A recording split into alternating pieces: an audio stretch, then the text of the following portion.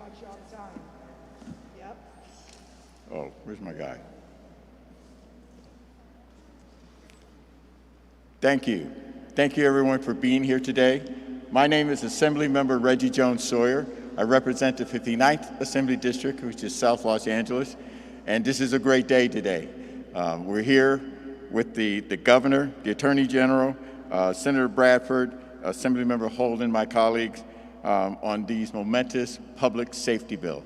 I'm the chair of public safety in the Assembly, and it is always gratifying to be able to put into law.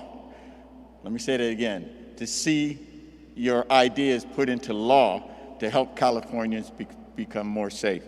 I will kick it off by thanking the governor for signing my act, the PEACE Act, the Peace Officers Education and Age Conditions for Employment Act, also known as the PEACE Act, AB 89. Relying on decades of data showcasing more mature and better educated officers are less reliant on excessive force. Once signed on January 1st, 2022, the minimum age, got to take this off. The minimum age for incoming officers will increase from 18 years to 21 years of age, aligned with that of other law enforcement agencies, as well as the legal age to possess a firearm in the state.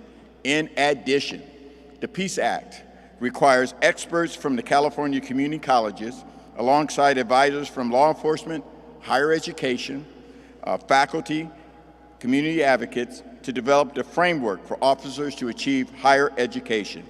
An education that will include the following: psychology, communications, history, ethnic studies, law, and those in critical thinking and emotional intelligence. This framework will equip officers with the skills necessary for de-escalation, while also guaranteeing they develop an understanding of the history of communities from diverse backgrounds and cultures. And by partnering with one of the best tuition-free community colleges systems in the nation, we will develop the model for a financial aid program to support students of low income and underrepresented backgrounds so they could join the policing profession. And that this workforce, most important, this workforce will reflect the communities they serve. My community, like others, is all too familiar with police violence and physical force.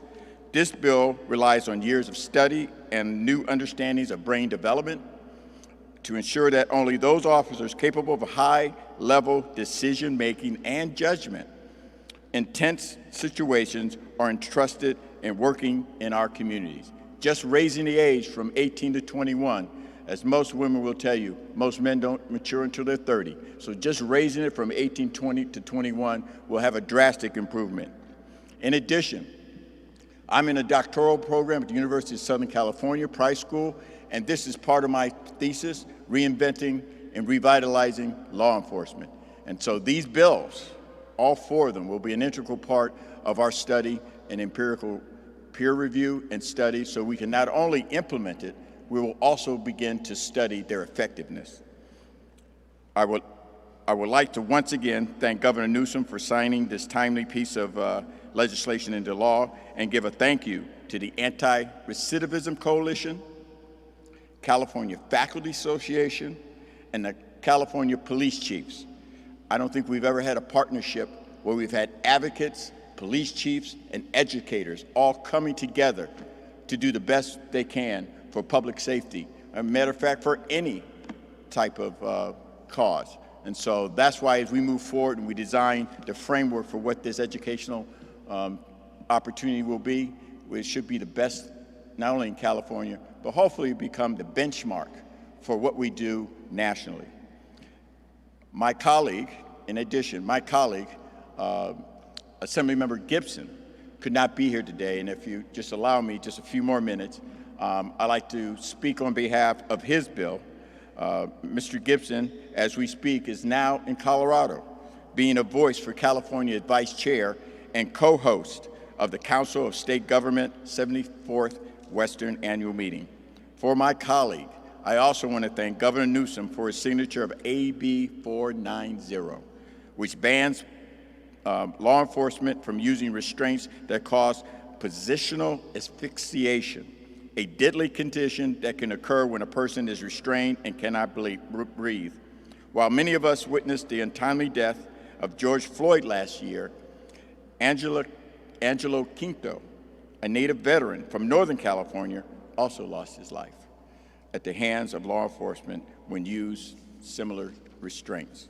This new law will not hinder, and I repeat, will not hinder law enforcement from utilizing restraints they might need to use in dangerous situations and keep themselves protected, but it will place a limit on those restraints as to not keep someone from breathing, and the result be an unnecessary death. AB 490 helps close a legal loophole in current law for use of force policies to prevent any family from having to go through what George Floyd's and Angelo Quinto's loved ones were forced to. We empathize and we want to recognize Angelo's family who have joined us today for their tireless advocacy. And if they would just stand as I call their names: David Hershield. Is he here? Oh, he's taking pictures behind. Diana Puente, aunt of Angelo Quinto. Robert Collins, stepfather of Angelo Quinto. Andre Quinto, brother of Angelo Quinto. Isabella Quinto, sister of Angelo Quinto. And of course, the mother of Angelo Quinto, Cassandra Quinto Collins. We should all give them a hand.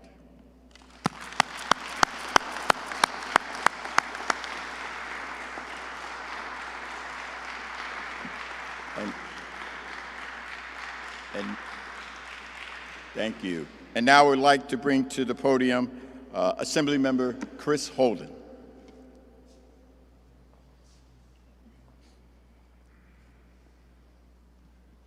Good morning. I'd like to thank Assemblymember Reggie Jones-Sawyer, Senator Steve Bradford, as the chairs respectfully, of the Public Safety Committee for the California State Legislature. I appreciate their input and guidance as they worked with me on AB 26, Duty to Intervene. I also want to acknowledge all of our community partners and supporters, the various organizations, and law enforcement for working with me to deliver AB 26, the George Floyd bill, to Governor Gavin Newsom. I thank the Governor for helping California meet the moment in ensuring that Californians know their rights, as well as when a peace officer is intervening based on the techniques considered in this bill. It is a bittersweet moment today. On the one hand, we are all dismayed by the tragic events that led to the untimely death of George Floyd. On the other hand, we are standing here today with legislation aimed at strengthening our current law, which requires that peace officers have a duty to intervene. As many of you know, law enforcement across the country have condemned the actions of the supervising officer involved in that incident. That is not what AB 26 is about. Derek Chauvin, the supervising officer, was charged with the killing of George Floyd. But the justice for George Floyd doesn't rest in his conviction. The protests and demonstrations that we witnessed throughout the country were not singularly focused on just the actions of the supervising officer. No, the demonstrations and the demonstrators were also protesting the fact that the 3 additional officers simply stood by and watched as he died. That is what AB 26 is about. Minnesota, like California, has policy that an officer has a duty to intervene. However, the problem is not that nothing in our current law explains or establishes when, in fact, a peace officer has intervened. Absent of this understanding, it leaves the public uninformed and law enforcement the ability to define intervention at whatever each individual police officer deems it to be. To address this ambiguity, last year I introduced Assembly Bill 1022 to establish 2 things.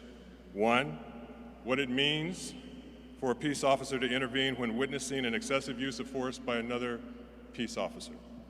And 2, certain outcomes for failure to intervene.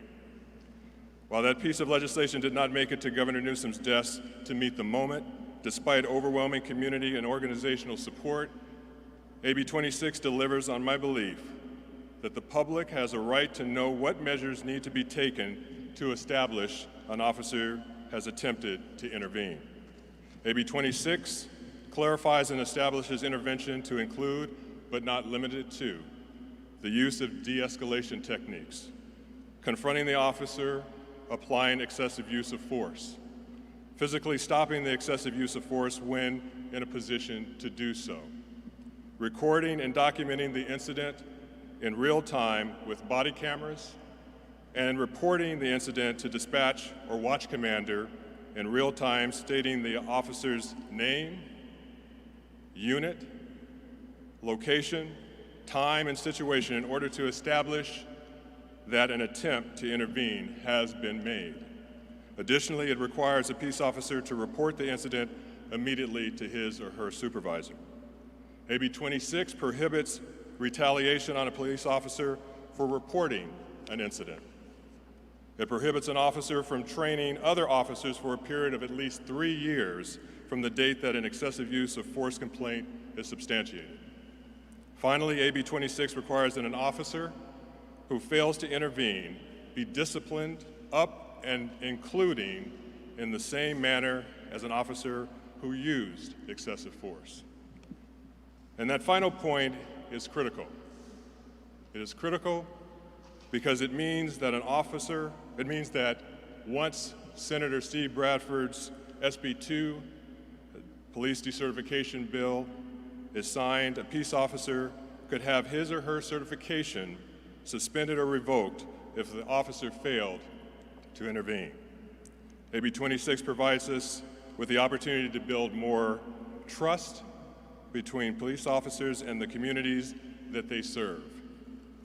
At this time, I'd like to call to the podium a good friend of mine and our Attorney General Rob Bonta.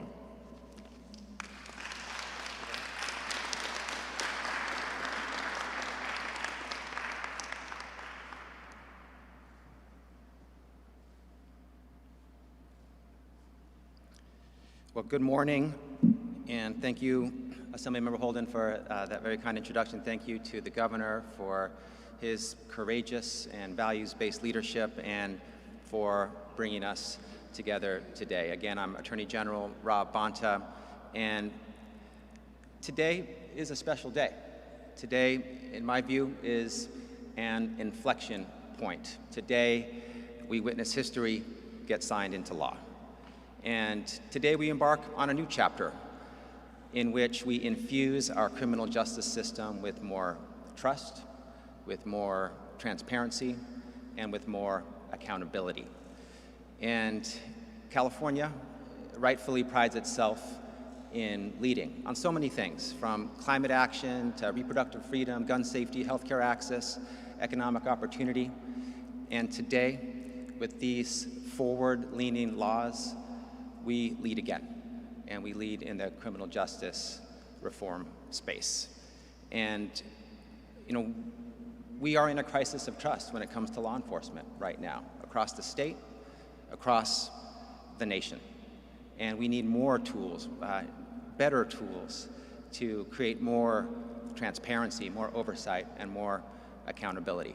And today, we're delivering concrete solutions, from banning dangerous holds that lead to asphyxia, to multiple other mechanisms that improve accountability and oversight and transparency. And with these laws, we are showing that you can build trust with the public and enhance safety of our community and our officers at the same time, that they are not mutually exclusive, that in fact they are reinforcing.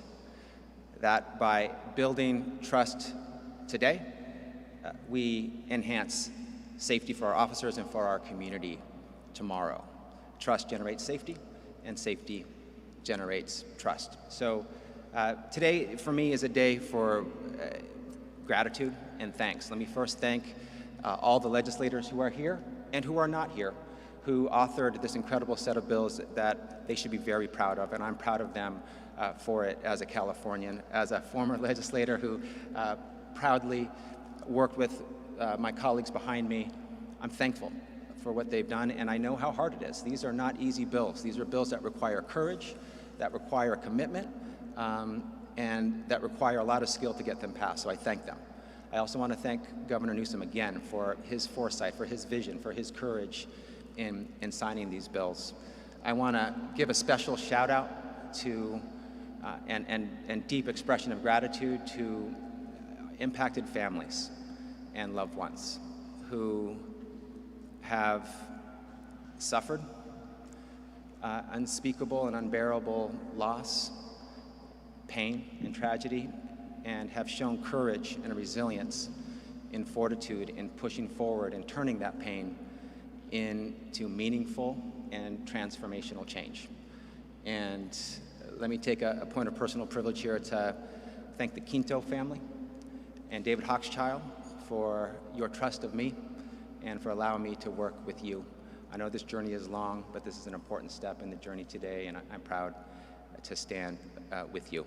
And perhaps most importantly, I want to thank the people of California and the people of this nation who, in the middle of an international pandemic, rose up, spoke out, and demanded more accountability, demanded more justice, demanded change. And today, we are answering that call for justice with these monumental steps forward. So I'm proud of California today, and as California's Attorney General, I see and value and will protect every community and look forward to the ongoing work ahead. And with that, let me introduce my former colleague and always friend, Senator Steve Bradford.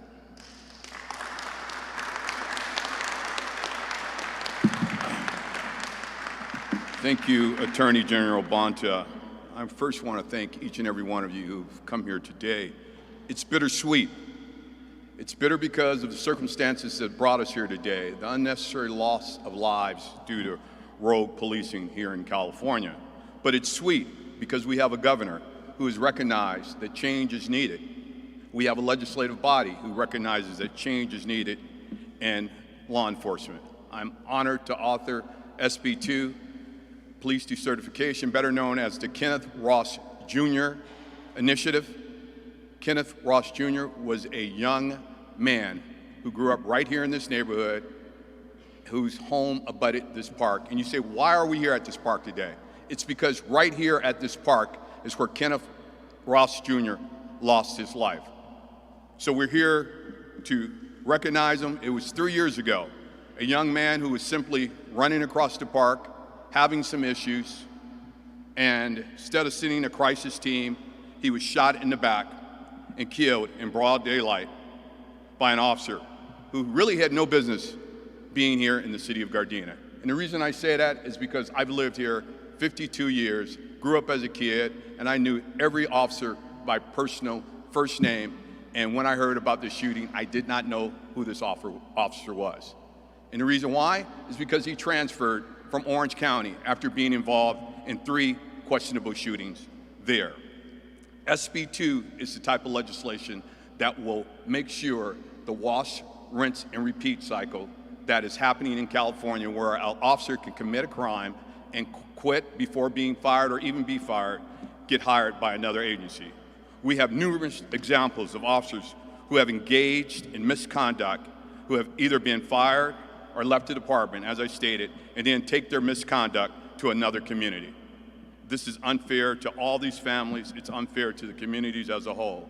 We saw this happen a few weeks ago here in my district as well, in the city of Torrance, where 2 officers were fired last year, and 11 others were walked out of the department for vandalism and racist behavior and brutality.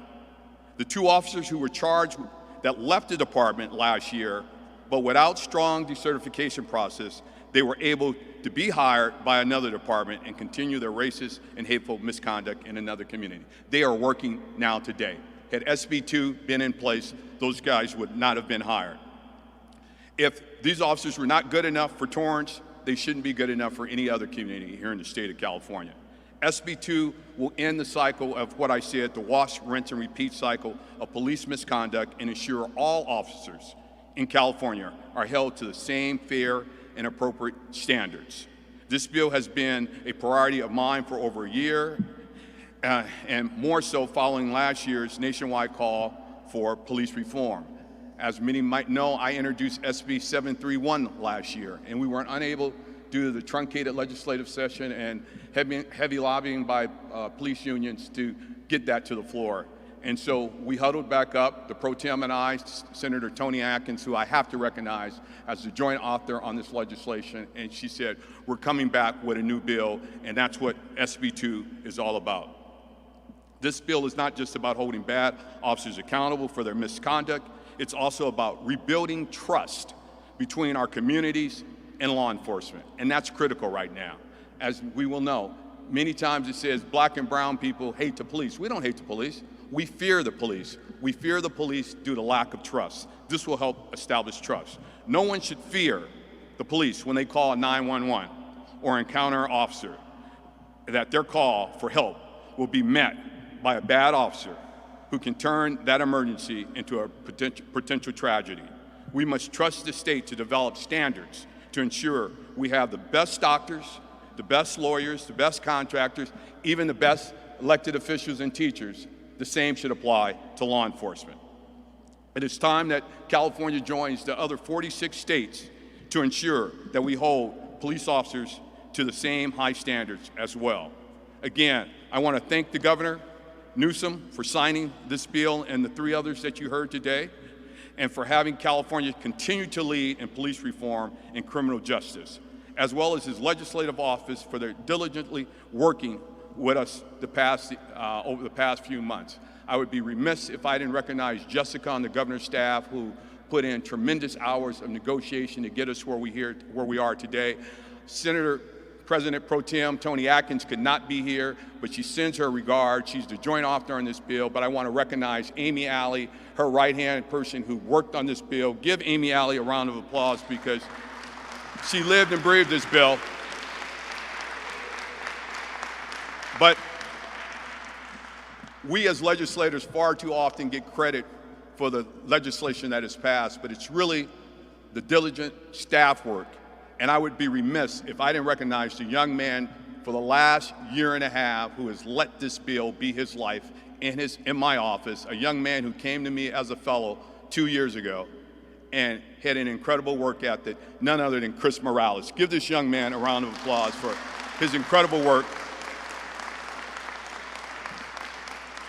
I want to thank all the co-authors as well, as members and also members of the Legislative Black Caucus, which I chair. This was a priority bill for the Legislative Black Caucus. I also want to take this opportunity to recognize some of the amazing community advocates who worked with us nonstop to make sure we had a product that we can all be proud of. LA Voices, Tina McKinnon, Black Lives Matter, Dr.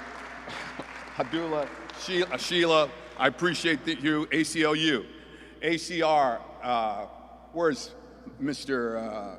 Nunez? But anyway, Anti-Police Terror Project, Black Lives Matter, Los Angeles, as I stated, California Faculty Association, California Families United for Justice, California United for Restorative Justice, Policy Link, Stop Coalition, and Youth Justice Coalition, and most importantly, also, the Recording Industry of America, the Recording Association of America.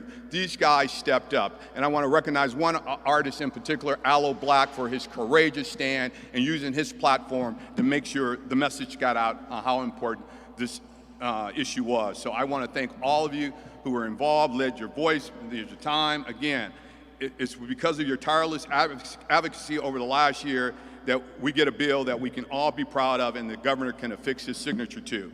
And I finally want to say thank you to the hundreds of individuals, families, but most importantly, Kenneth Ross' family. This is his mother and his siblings here, the Quinta family, his mother and his family here, and recognizing their tragedy, but their strong courage and support to stand with us and stand united. And I'd be remiss, too, if I didn't recognize some folks in law enforcement who were courageous enough to show their support today. I want to recognize Chief Cecil Rambo, LAX Police Chief, a real reformer in law enforcement.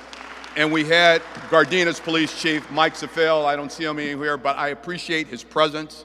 Despite some of the folks who are making comments, we appreciate their presence because these individuals are standing united, saying it's time for reform. So again, this is a major victory for California. It's a major victory, and it sends a message all across the nation. Thank you for being here today. And without further ado, this would not be possible if it wasn't for our governor agreeing to come here to sign these 4 pieces of legislation, but also paying tribute to Kenneth Ross, understanding that he tragically lost his life here, the governor of the state of California, Gavin Newsom. Thank you, Senator. Well, not much I can add to the remarkable presentations and the advocacy, the hard work, the grit and determination that's reflected not only in the statements that were made by many of our remarkable legislative leaders, but by the advocacy they demonstrated over the course of many, many years. You know, God's delays are not God's denials. We had a setback last year on this critical bill with Senator Bradford, but he came back with your advocacy, with your support, with the remarkable moral leadership that is assembled here today, not least of which by the most powerful force on planet Earth, mothers, that are here with tremendous, I can't imagine, grief and pain and loss, but also, hopefully, this provides a little hopefulness and softens the edges a little bit, that your most precious, your children, lives not in vain, and that their loss somehow can ennoble all of us to do more and be better, and ultimately express ourselves in a way that can save other people's lives and have an impact in a way that does justice to the cause that unites us, which fundamentally is to build trust, to develop a stronger relationship, to do more and do better, to be more, to be better in terms of how we approach each other each and every day. This has been hard. I'm here as governor mindful that we're in a juxtaposition of being a leader on police reform and a laggard on police reform. I mean, we have a lot to be proud of, but there's areas where we have nothing to brag about. California has asserted itself in certain areas, but it's remarkable that we still struggle in other areas. The senator referenced just on this critical and important bill on decertification, there's 46 other states that have established foundational laws to address that issue. Why is it so hard to do the right thing? And yet it remains still hard to do the right thing. And it's true in other areas. Last year with the work that we did together on corroded holds and challenges now with addressing the issues of, I know it's complicated when we talk about positional asphyxia, but it's very personal. The opportunity to lead in those spaces presents itself when we sign these bills, but we have work to do. Just because you sign a piece of legislation doesn't change things fundamentally. It's the application. Program passing is not problem solving. It's the hard work that we have to do to make real the promotion and the commitments that we are advancing here today with these 5 important bills. I want to acknowledge, and I appreciate they were acknowledged, Assemblymember Gibson for his outstanding work and contribution to this bill package. I want to acknowledge and thank Senator Skinner for her commitment. Issues of records has also been an area where California has lagged remarkably. Just transparency, access to basic and fundamental information. We finally were able to make progress on that, and I just want to thank the senator for her good work. To Assemblymember Joyce Sawyer, this notion of modern education, modernizing policing, credentialing, and supporting and incentivizing, raising that age. This is real progress. I want to thank you, Assemblymember, for your extraordinary work. To Assemblymember Holden, who's been out front on so many of these issues for so many years, thank you as well for your demonstrable leadership, for your progress. I was with the Assemblymember last few days signing other bills that are related to this, around issues of behavioral health. We put $4+ billion up this year, and this matters. Your son was 25 years old. $4 billion to provide comprehensive screening, support, and services to every child 0 to 25 in the state of California. No state has done that, and I had the privilege working with these remarkable leaders to be able to advance that this year. These things are connected.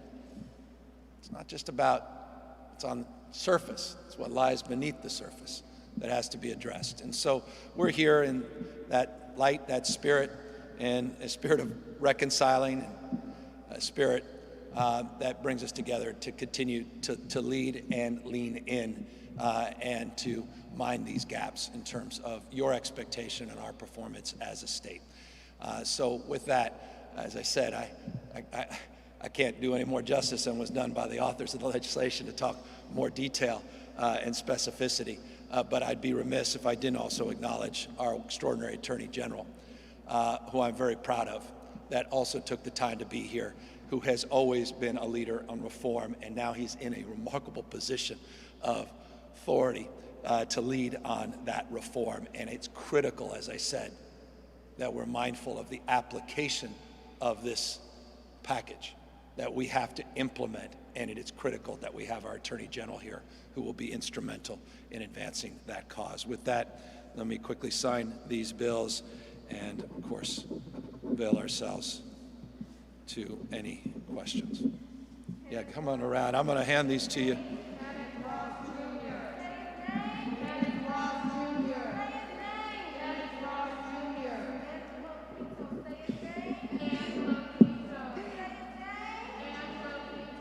Which one? Just get to the one.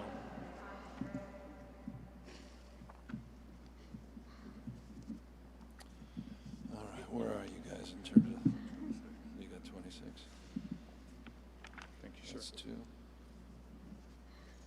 Where are you? You want to grab all 3? Since an abstention. And we can raise those bills. Put those bills up and do a photo.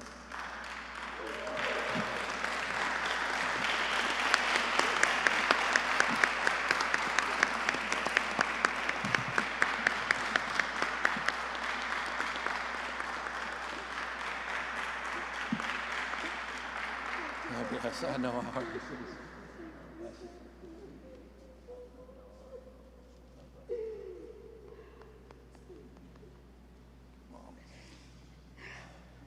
I can't.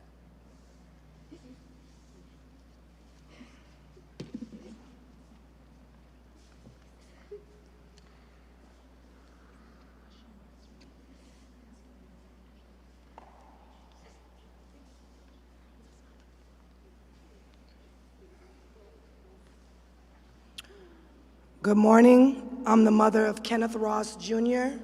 My name is Miss Fazia Almaru. Thank everyone for coming out here. It really means a lot to me. Thank the Attorney General. Thank Senator Bradford. And also thank Gavin Newsom. I really appreciate this bill. It really means a lot to me. My son Kenneth Ross Jr. was murdered in this park for doing nothing. All he was doing was running, and he was shot in his back with an AR-15 military assault weapon. Kenneth is my oldest son out of 6 children. I had him when I was 18 years old. We grew up together. He was the love of my life. I'll never see Kenneth again. This bill means a lot because it's going to stop police from attacking and targeting and being racist towards black and brown people. I'm tired of it. I'm tired of seeing mothers crying. Every day I live with this pain and agony. It won't go away. But I'm very strong, and my son's with me spiritually. That's why I'm here today, because I will fight to get justice for my son. Kenneth Ross Jr. was a very loving, kind young man. I don't need anyone saying anything bad about him in the press or the paper or something that he didn't. I'm his mother. I was with him 25 years. He loved me, he loved his siblings. He has a son that he left behind. He didn't deserve this. No family deserves this. This bill is gonna protect other families. This is what it is, what happens when children get murdered by the police. This officer never got prosecuted, never. He never even got disciplined act, nothing happened to him. This bill, I hope and pray that will help many families, and I appreciate everyone coming out here. Kenneth Ross Jr., say his name. Kenneth Ross Jr. Thank you very much.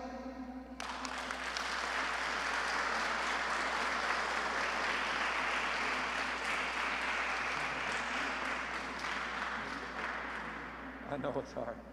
It's hard for her. I know. Somebody. Then let Quinto. yeah.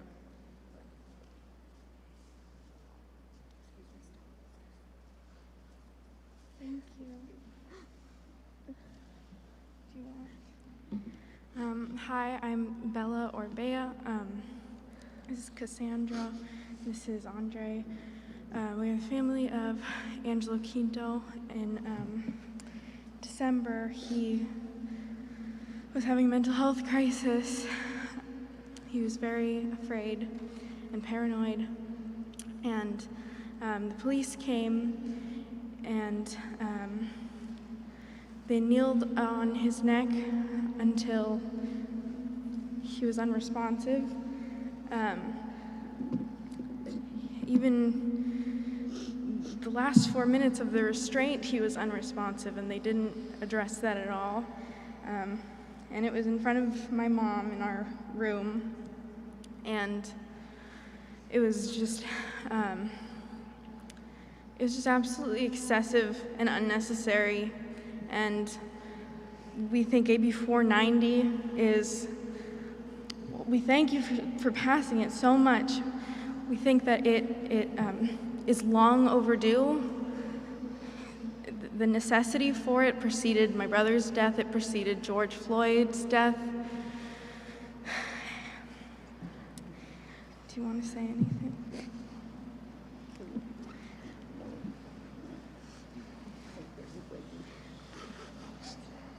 Yeah. So I'm Robert Collins. I'm Angelo's stepdad. So thank you. I think the hope that we have as a family is that the legislative process has worked for us in the sense of bringing about, I think, what is needed reform. And I want to thank every elected representative who's here, representative of the people, for bringing about needed reforms in California. Angelo was not violent. He was having a mental health crisis, and that just wasn't addressed.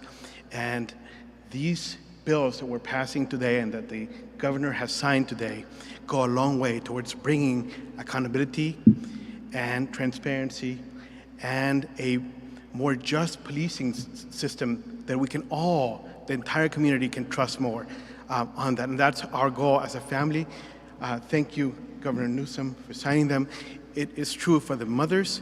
This is hope that change is possible, and that means that the loss that we had is not in vain if we can prevent other people from suffering the same fate. And I also think it's a pro-police. We need to reform policing so that it becomes trustworthy to the community and we work together. So I want to thank our family. Really is moved and wants to thank every elected official here for all the incredibly hard work that they've done this year to bring about this really needed reforms. Thank you very much. Thank you very much, Gavin Newsom. Thank you for signing the bill. I cannot thank you guys enough.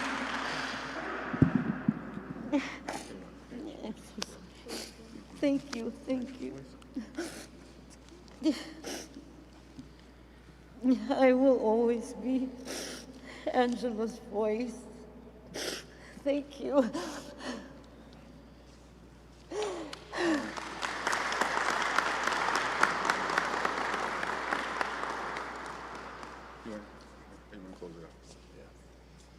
So, well, that should underscore solemnity of this moment, but the hopefulness that, that we're making real change here today. And so I hope we mark this moment with a deep recognition of what it took to get here, and deep respect for the families and their struggles. And so I'm incredibly grateful to all of you for taking the time to be here. Thank you for your courage, being willing to express yourself, and to be here at this important moment. With that, it seems difficult to ask, but we're here to answer any questions you may have. Governor Newsom, Alex Michelson from Fox 11 News. Politics can sometimes be treated as a game, but ultimately politics is about people. And when you hear, and the same question for Senator Bradford, because both of you have worked on this issue for a long time, put in a lot of work on this issue. When you have that moment and hear from the victims like you just did on this day, what does that mean to you? What goes through your mind when you literally feel their pain as this is happening? Yeah, no, well, Senator deserves to answer that question first because of his incredible advocacy. Well, it speaks to why we're here.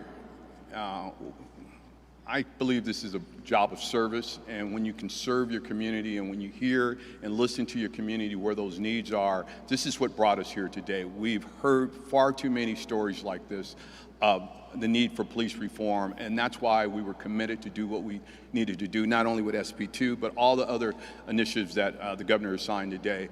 It's a critical time in California, and as elected officials, we have to be paying attention and listening to our constituents, and this is what we're here for. They say you run for office for one or two reasons, to be something or do something. We're standing here today because we want to do something. This governor is here today because he's about doing something, so thank you.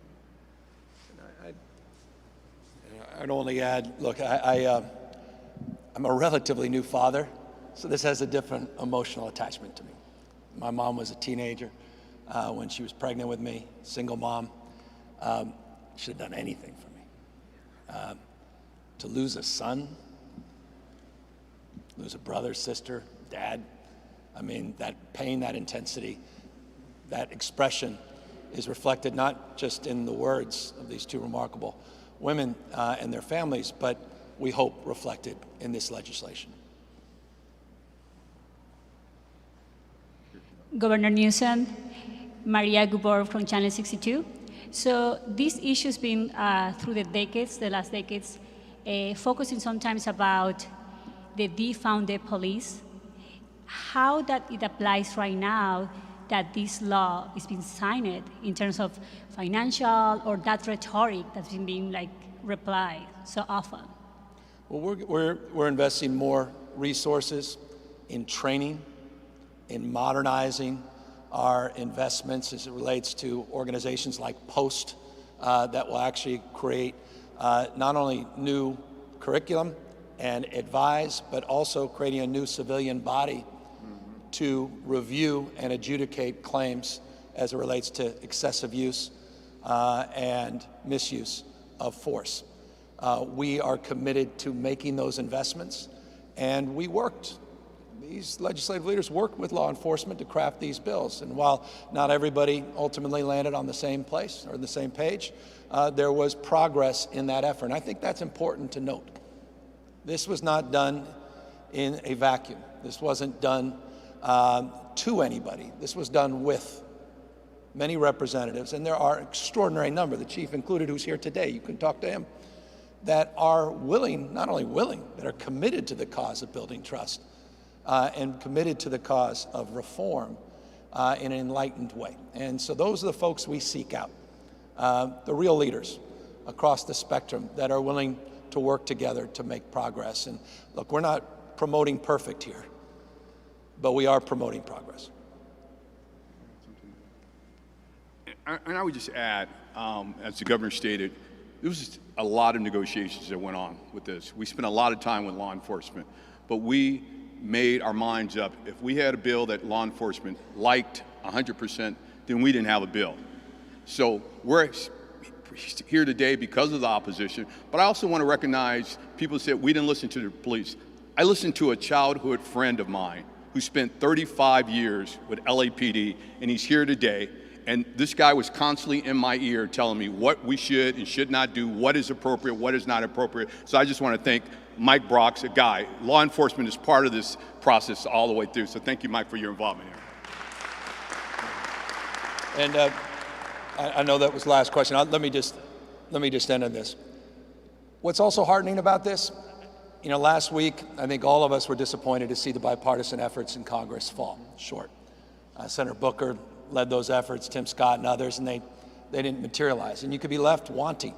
You could be left frustrated. But I hope this provides a little bit of, a contrast to that anxiety and fear. We're the antidote. You know, if you don't like the old saw, if you don't like the way the world looks when you're standing up, stand on your head and go local. Remarkable things are still happening in cities and states all across this country. And so I want folks not to lose hope that just because things aren't happening in Washington, D.C., that we can't move the needle here, not only in our state, but states all across this country. Thank you all for being here.